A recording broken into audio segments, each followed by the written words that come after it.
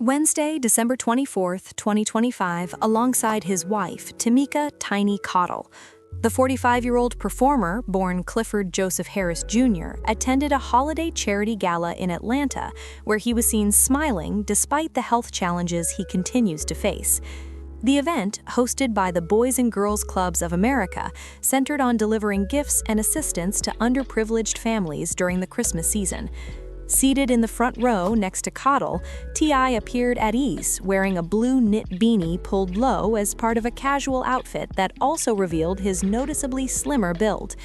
Although he chose not to speak publicly during the event, his presence alone left a strong impression on attendees and supporters. It was powerful to see him show up and support the cause while carrying so much personally, one guest shared with Entertainment Tonight. The couple, married since 2010, held hands throughout the evening, a quiet gesture of unity that resonated with many in attendance. This appearance stands as one of the rare moments T.I. has been seen publicly since revealing his diagnosis, highlighting his effort to preserve a sense of normalcy despite adversity. The Grammy-winning artist, known for hits such as Live Your Life and Whatever You Like, first disclosed his cancer diagnosis in February 2025 during an interview with People magazine. "It hit me like a ton of bricks," he admitted openly. The illness was discovered during a routine medical checkup, leading to swift treatment. In August 2025, T.I. underwent surgery to remove one of his kidneys, followed by another major operation in October to remove part of his bladder. "I was terrified. I felt like I was standing at the edge of life," he shared in the interview, recalling the fear he experienced. Just 1 month before the gala, he spoke more candidly on his Facebook page about a recent surgery aimed at eliminating the cancer that had affected him for over a year.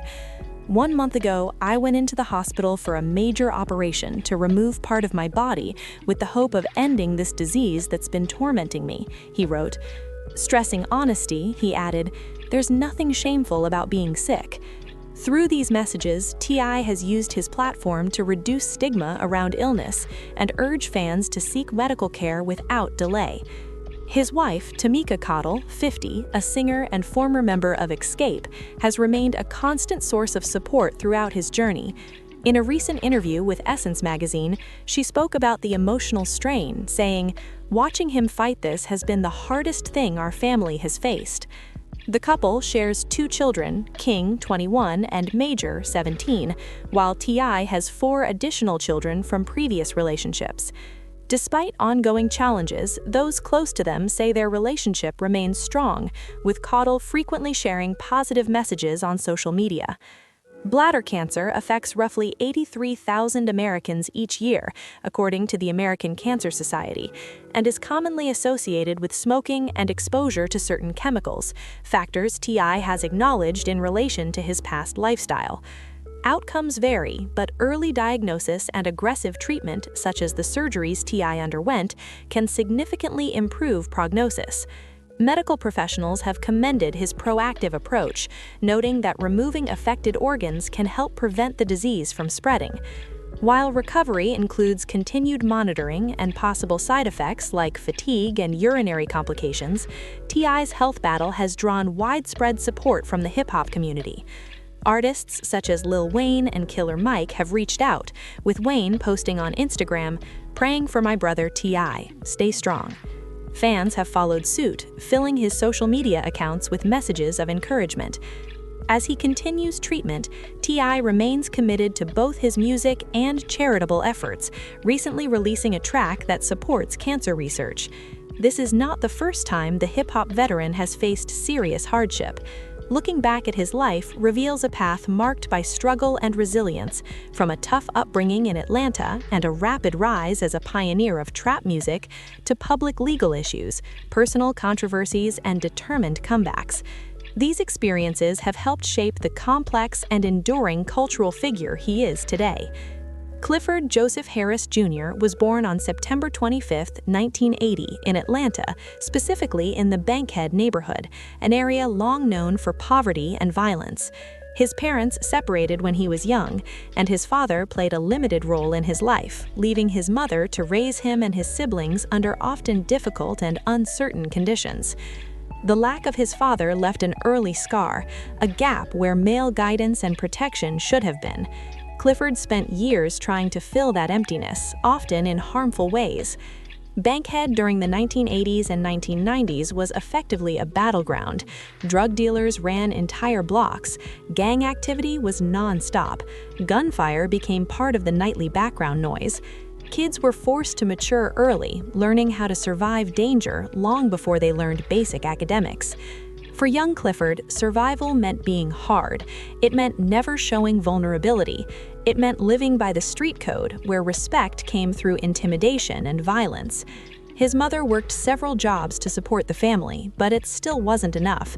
There were periods with little food, times when the lights were shut off, and moments when eviction felt inevitable. Clifford watched his mother struggle and felt unable to protect or help her. That sense of helplessness, mixed with a street culture that expected men to provide and defend at all costs, pushed him toward dealing drugs at a young age. By middle school, Clifford was already involved in selling drugs. At first, it was about survival, helping his mother, buying clothes so he wouldn't be ridiculed, and gaining some control in a life that felt unstable and uncertain. But dealing drugs in Bankhead was extremely dangerous. Violence was everywhere.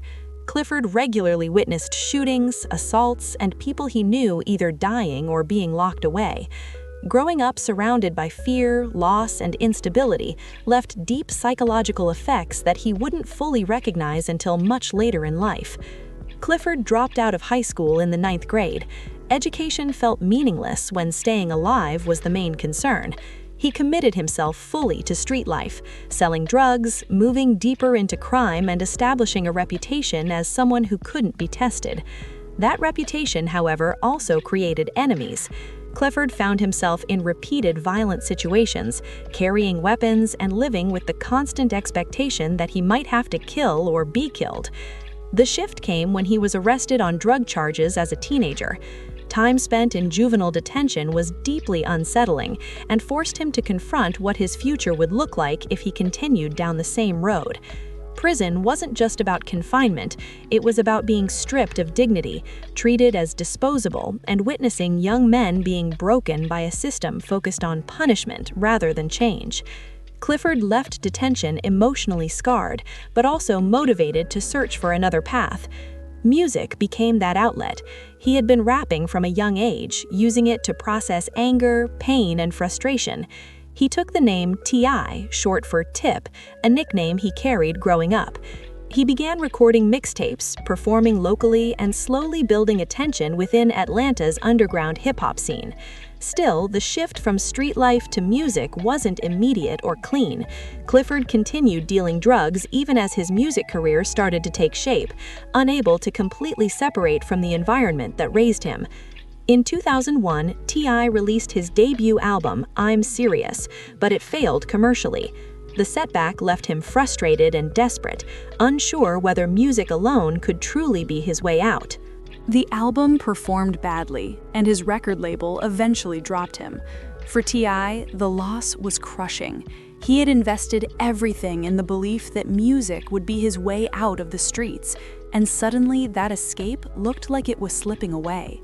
The rejection brought back long-standing doubts, fears about not being good enough, about being stuck in failure, about never truly leaving Bankhead behind. Still, T.I. refused to quit. He launched his own label, Grand Hustle Records, and in 2003 released his second album, Trap Music. This time, the outcome was completely different. The project went platinum and positioned him as one of the most compelling new voices in hip-hop. Tracks like 24s and Rubber Band Man became cultural staples, and almost overnight, T.I. had entered stardom. But success introduced new risks. As his profile grew, so did resentment from people tied to his past. Some former friends felt left behind. Others viewed his rise as a violation of street loyalty. T.I. found himself torn between two worlds, the music industry pushing for mainstream success and the streets demanding proof that he hadn't changed. The pressure to demonstrate authenticity, to show strength rather than vulnerability, would soon lead him down a dangerous path.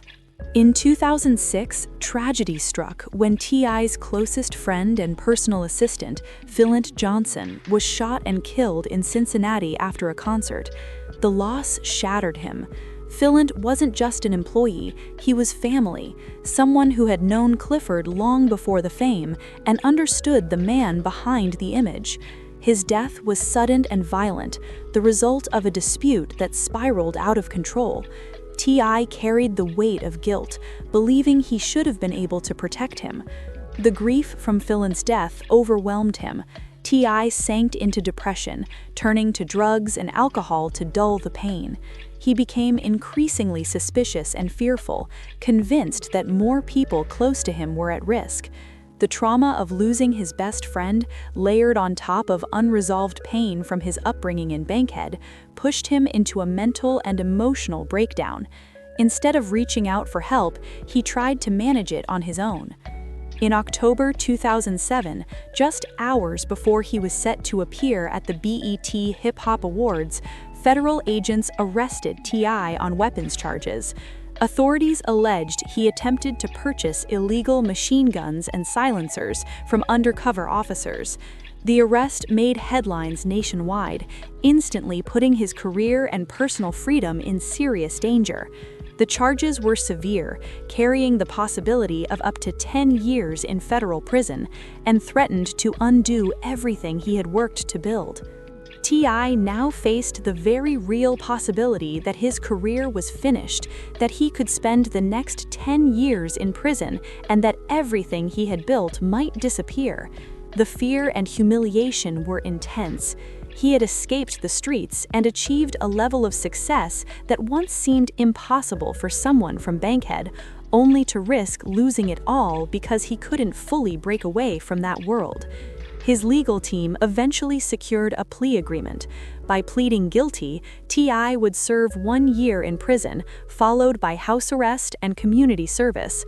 Before beginning his sentence, he released Paper Trail, which became the most commercially successful album of his career. Featuring hits like Whatever You Like and Live Your Life, the project confirmed his talent and mainstream appeal. Still, the success felt hollow, arriving just as he was about to lose his freedom. In March 2009, T.I. entered a federal prison in Arkansas. The year he spent incarcerated became one of the darkest chapters of his life. Prison is dehumanizing for anyone, but for someone whose image was built on control and authority, the experience was especially damaging. He lost his identity, became just another number, and endured the everyday humiliations imposed by guards and the threat of violence from other inmates. The mental toll was severe. T.I. struggled with depression, anxiety, and the constant stress that defines prison life. He was separated from his wife, Tiny, and their children, missing moments with his kids that he would never be able to recover. The guilt of putting his family through that experience, of forcing his children to visit their father in prison, was overwhelming. When T.I. was released in December 2009, he believed the worst was behind him. However, the terms of his release were strict and humiliating. He was placed on house arrest, forced to wear an ankle monitor, and tightly restricted in his movements. Even basic activities required approval. Although he was no longer behind bars, the constant surveillance reminded him daily of the consequences of his actions. Only months later, in September 2010, T.I. was arrested again. He violated his probation after being stopped by police in Los Angeles, where drugs were discovered in the car he was riding in with his wife. The violation sent him back to federal prison for another 11 months. The frustration and disappointment from his family, fans, and even the judge who had given him leniency were clear. This second prison sentence hit even harder than the first. This time, there were no excuses. T.I. had been given a rare second chance and failed to protect it. Poor decisions and his inability to fully detach from a harmful lifestyle brought him back to the same place. The shame and self-criticism were intense, as he was forced to confront his own role in repeating the cycle. T.I.'s relationship with his wife, Tamika "Tiny" Cottle, has been defined by deep affection, but also serious dysfunction. They married in 2010, yet their marriage has been repeatedly strained by infidelity, largely attributed to T.I. Over the years, public rumors and allegations of affairs followed him, causing lasting damage. For Tiny, who stood by him during prison sentences and legal battles, the repeated betrayals were especially painful. The couple have filed for divorce more than once, separating and reconciling in a pattern that reflects both their emotional bond and their unresolved issues. The public exposure of their struggles, particularly through their reality show T.I. and Tiny: The Family Hustle, added another layer of pressure and embarrassment to their personal challenges. In 2020, new allegations surfaced that threatened to undo everything T.I. had worked to rebuild. Several women accused T.I. and Tiny of drugging and sexually assaulting them. The claims were detailed and disturbing, suggesting abuse of power and predatory behavior. Both T.I. and Tiny strongly denied the accusations, but the controversy cast a long shadow over their lives. The allegations led to investigations and the loss of professional opportunities. Regardless of their outcome, the damage to T.I.'s reputation was substantial. Public scrutiny, legal uncertainty, and strained relationships became ongoing burdens. For someone who had fought to recover after multiple incarcerations, this represented another serious setback. T.I.'s relationship with his children has also been affected by his absences, legal issues, and his approach to parenting. He has faced criticism for being overly controlling, particularly with his daughters, adding further controversy to an already complicated public image. In 2019, T.I. faced intense backlash after admitting during a podcast interview that he accompanied his daughter to gynecologist visits to confirm her virginity. Many listeners found the statement unsettling and deeply inappropriate. The controversy exposed T.I.'s complicated views on control, patriarchy, and unresolved personal trauma. What he described as protection of his daughter ultimately appeared invasive and harmful. Public reaction forced him to reckon with how his personal beliefs were affecting his family, but by that point, the strain on his relationship with his daughter and his reputation was already severe. In 2022, T.I. and Tiny encountered further legal problems when they were sued over allegations that they drugged and sexually assaulted a woman in a Los Angeles hotel room in 2005. This case added to a broader wave of similar accusations that continued to surface. The ongoing legal fights have been costly, mentally exhausting, and emotionally taxing, with no clear conclusion yet in sight. Outside of legal and personal controversies, T.I. has also dealt with notable financial difficulties. Although he earned substantial income at the height of his career, poor money management, mounting legal expenses, and unsuccessful business ventures have led to persistent financial strain.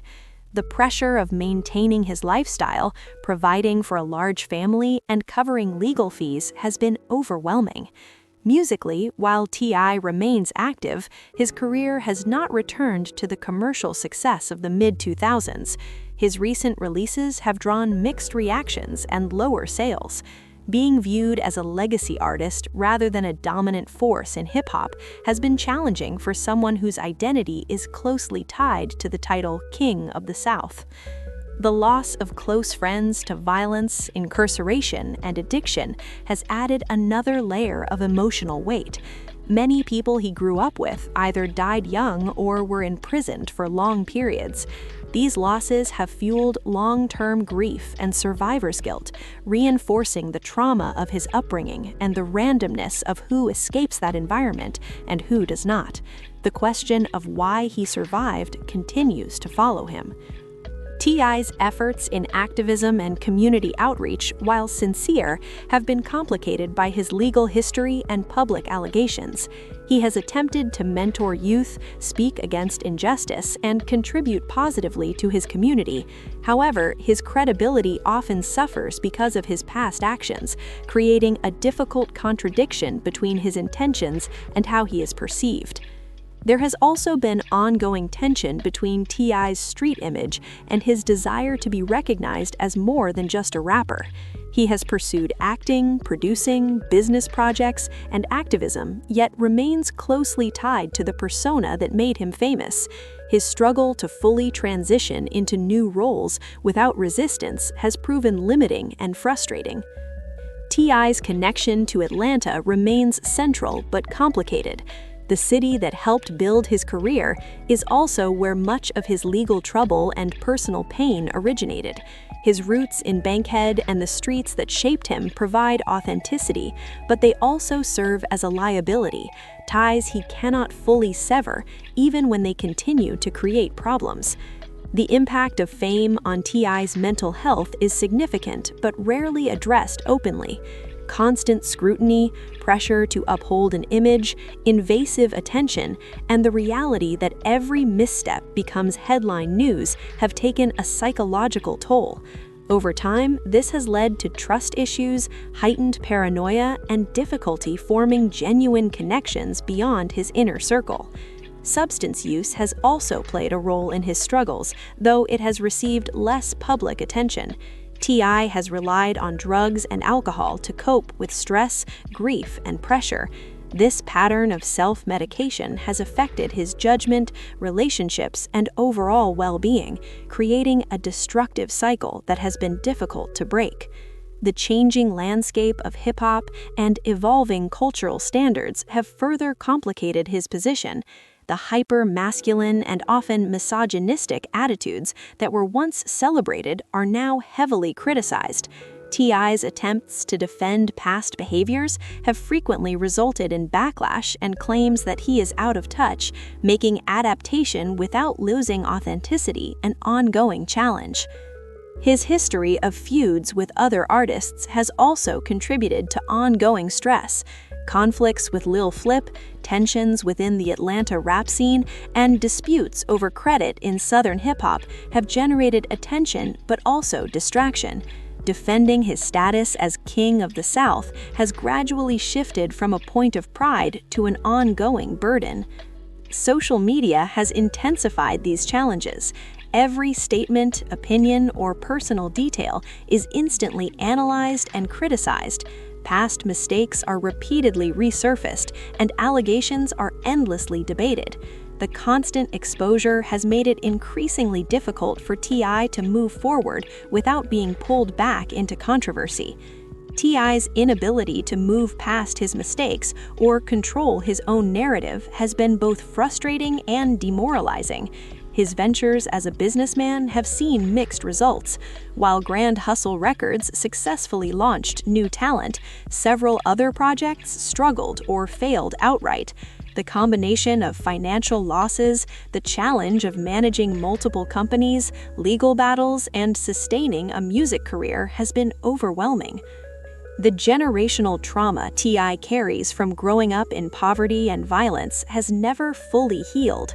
The survival instincts he developed as a child, hypervigilance, quick resort to aggression, difficulty trusting others, and the constant need to project strength helped him survive in Bankhead. But in adulthood, these behaviors often backfire. They create tension in his relationships and prevent him from finding true peace. T.I.'s complicated relationship with law enforcement and the criminal justice system reflects his position between two worlds.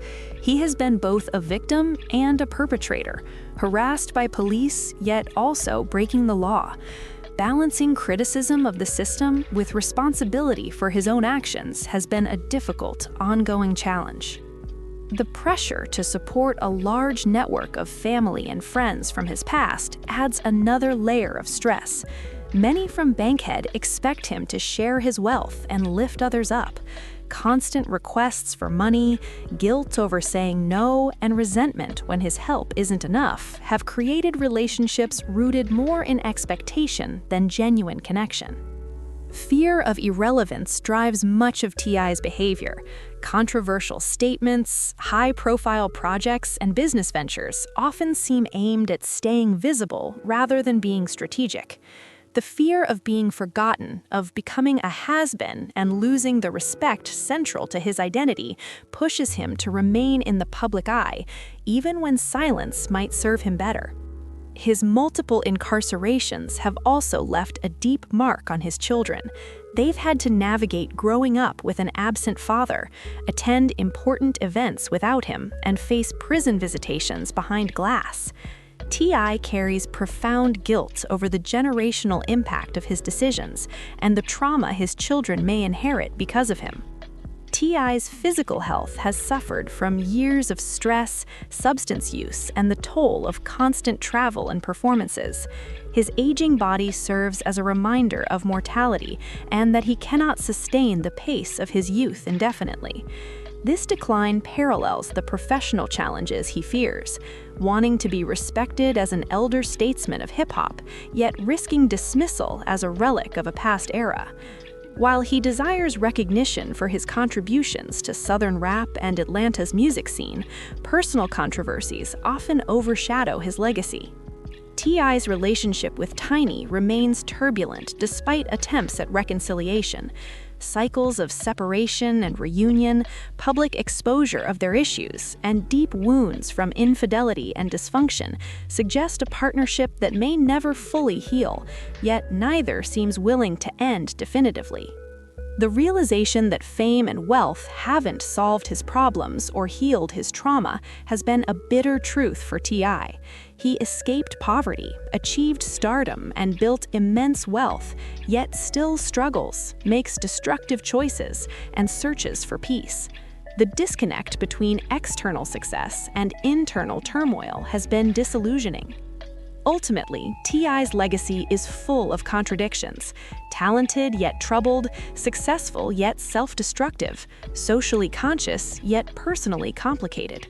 He rose from nothing to become the king of the South, defined an era of hip-hop, and achieved commercial heights unimaginable for a kid from Bankhead. Yet he has faced multiple prison stints, serious criminal allegations, marital strain, and struggles to maintain relevance. The tragedy of Clifford Joseph Harris Jr. is not that he failed to succeed. He did. The tragedy is that success couldn't heal childhood wounds, erase trauma, or provide peace of mind. His adult life has been shaped by the pain of his youth, with decisions influenced by unprocessed trauma and consequences that compound over time. Behind every hit record is a child seeking validation. Behind every bold claim of royalty is insecurity. Behind every legal battle is someone still tethered to the streets that taught him survival. Behind the confidence and swagger is a man still searching for what success alone could never provide: healing, peace, meaningful connection, and freedom from his past. T.I. remains a complex figure, neither hero nor villain, but a human marked by circumstance and the choices he made in response. His story continues, and its final chapters remain unwritten, but one thing is clear: the crown of King of the South has been heavy, and the price of that title has been real. Clifford Joseph Harris Jr. became T.I., but T.I. could never fully escape Clifford, and perhaps that, more than anything, defines the heart of his tragedy.